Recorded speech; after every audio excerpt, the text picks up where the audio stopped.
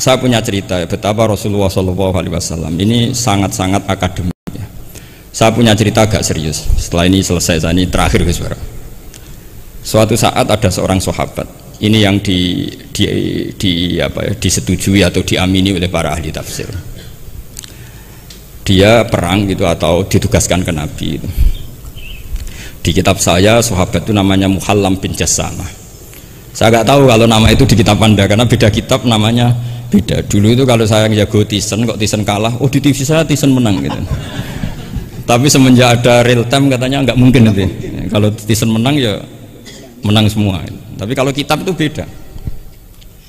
Di ayat idza darabtum fi sabilillahi fatabayyanu itu. Kemudian Muhallam bin Jassamah ini membunuh satu orang. Di kitab saya namanya itu Amir bin Atbad. Setelah dibunuh, padahal orang ini setelah terdesak melafadzkan la ilaha illallah Muhammadur Rasulullah. Dalihnya ini kan tentang informasi juga ya, ini kaitannya masih informasi, saya bukan menyempal dari tema. Ditanya sama Rasulullah, kenapa kamu tetap bunuh padahal dia sudah melafadzkan la ilaha illallah? Kata dia, innama qalaha muta'awwidzan, dia melafadzkan itu karena muta'awwidzan saja, ingin berlindung dari serangan kita. Kata Nabi masih ya Nabi itu kan nggak mudah terpancing emosi. Halla syaqaqta an batnik, mbok kamu bedel ya atau kamu bedah lah hatinya isinya kayak apa.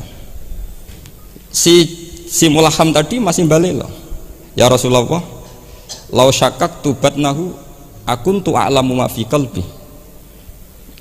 Kalau saya bedah apa saya terus tahu apa isi hatinya? Kata Nabi, ya kamu tetap nggak tahu meskipun kamu bedah hatinya, kamu tetap nggak tahu. Kenapa engkau nyuruh bedah ya Rasulullah? Wong akhirnya saya tetap nggak tahu. Unik jawabannya Nabi itu. Makanya kamu itu sembrono sekali, ngawur sekali kamu ini. Fala anta ta'lamu ma fi qalbi wala anta taqbalu ma takallama bi. Kamu itu orang aneh. Tahu hatinya ndak akan tahu, tapi menerima omongan yang zahir juga nggak mau. Terus mau kamu apa? Gitu. Kemudian orang ini itu dianggap punya kesalahan besar. Satu, bantah Nabi dan membunuh orang sing talafadhu bi kalimati la ilaha illallah. Akhirnya ketika dimakamkan tuh lafadhatul ardu, dimuntahkan oleh bumi sampai 3 kali. Terus Rasulullah ngendikan innal ardo taqbalu man huwa syarrun minhu walakinnallaha wa'adzakum alla ta'udu.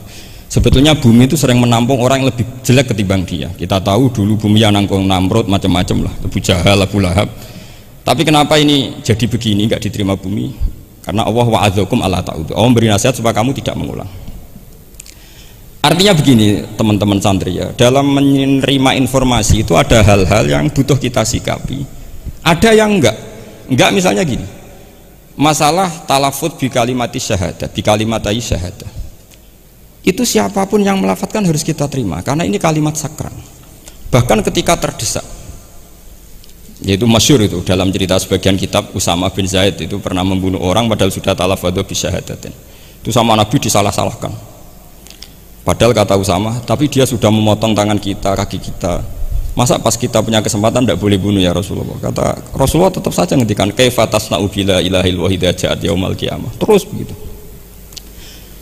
Nah, ini kalau dalam ilmu tafsir atau ilmu hadis disebut kebenaran absolutisme.